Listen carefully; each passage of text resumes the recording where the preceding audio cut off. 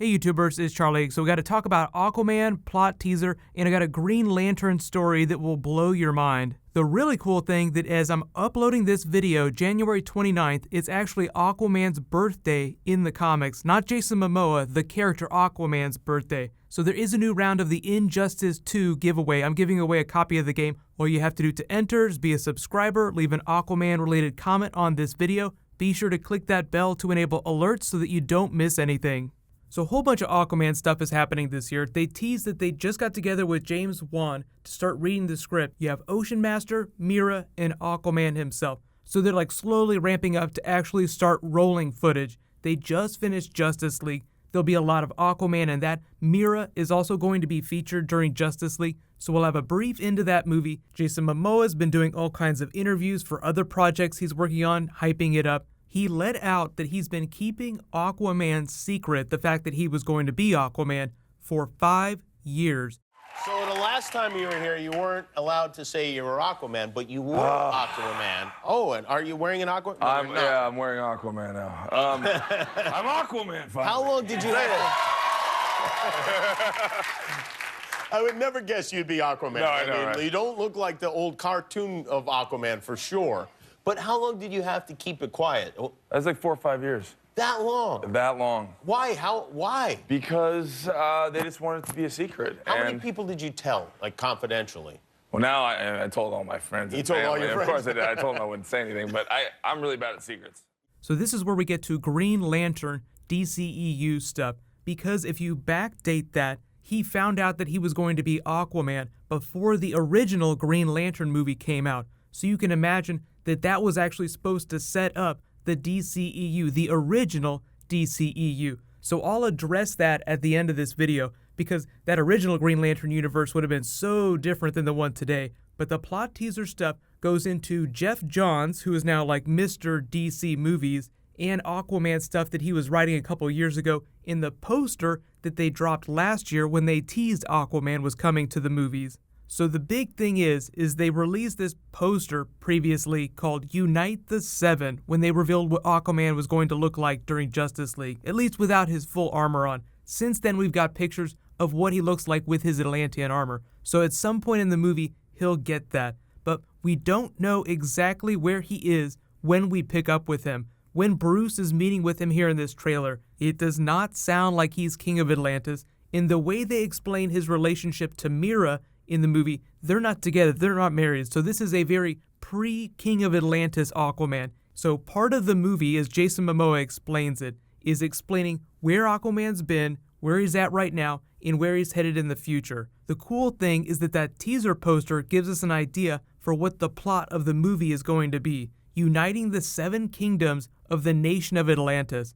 If you haven't read the comics, Aquaman is the king of Atlantis, this big undersea city. It's this ancient culture, but the thing is that there's the city of Atlantis, then there is the United Nations of Atlantis, and there are 7 kingdoms below the ocean. We only know about 3 of them as of the New 52. There was this big storyline that Jeff Johns was teasing called Rise of the 7 Seas that he was going to be doing before they did Rebirth. Now he's teased that he's writing a Dr. Manhattan comic, so they've either postponed that Rise of the 7 Seas, or they're doing something else, or they're not doing it anymore. But it was going to be a big Justice League story about the return of these missing Atlantean kingdoms. So that might be part of what happens during the Aquaman movie. They've called the movie something of a swashbuckling adventure, so imagine it moving like one of the Pirates movies from that franchise, only using DC characters with a much stronger story with some deeper mythology. You don't have to read the comics, but I think next to the Flash movie, it's going to be one of the most fun DC Comics movies,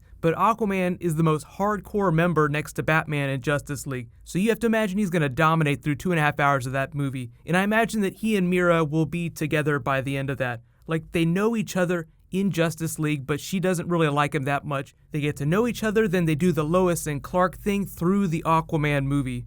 The Rise of the 7 Kingdoms storyline is pretty cool. It involves the return of the original King of Atlantis, the one who actually created Atlantis, but it involves this really big twist with Aquaman's backstory that recontextualizes everything he knows about his people and his origins. So originally, he thinks he's the son of Atlan, the first king of the United Seven Nations of Atlantis. So he has this open borders policy. There are isolationists within his government led by his brother who stage a coup, try to kill him, kill his wife. He escapes. So Atlan, using special magic, forms this special trident that he then uses to sink Atlantis in an act of revenge against his brother and the people that killed his family. Aquaman learns to his horror that he's actually the son of the king's brother, Orin, who effectively makes him one of the villains of this other king's story. In present day, Atlan comes back from the dead. They call him the Dead King because he's been dead this whole time. So he rises up and seeks to finish his revenge against Atlantis. But they explain when he sunk all 7 kingdoms of Atlantis, that only 3 survived, including the city of Atlantis, the Trench, which is the group of people that live inside the Marianas Trench. It's basically a bunch of monsters.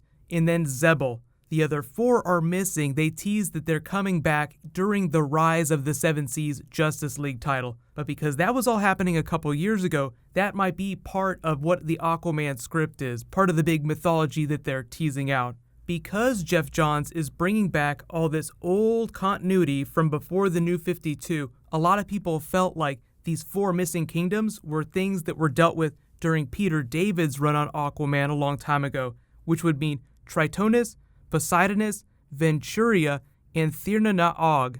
So you don't totally need to understand what those other lost nations are, but it's just the idea of Aquaman healing his peoples, not just the people in the city of Atlantis. So he's uniting the undersea world in the way that Superman will eventually unite the surface lands, or at least try to. That's like a crazy idea. Like, even though Superman is the most amazing superhero ever, there's still a lot of people fighting, there's still villains everywhere. So it's the same deal with Aquaman. If you want to learn a little bit more about the character, the Rebirth title is actually really good too. The first issue gives you a really good idea of the scope of the things that he deals with. You have to imagine that more of the earth is covered with water than isn't, so the amount of people that he has to deal with in his kingdom, basically everything underwater, is much greater than what happens above water. So what they might also do is incorporate some of the Throne of Atlantis storyline, which is basically him reclaiming the throne of the city of Atlantis from Ocean Master. So I know a lot of people are thinking of Wonder Woman as more of the Thor of the Justice League, but Aquaman's story seems a little bit more like what's been happening in the Thor movies, with Loki versus Thor battle for the throne. Even though technically Thor doesn't want it, but Aquaman doesn't want the throne either. So if you haven't already, I would recommend that you check out the Throne of Atlantis movie. It's just like the other more recent DC Comics movies that have come out.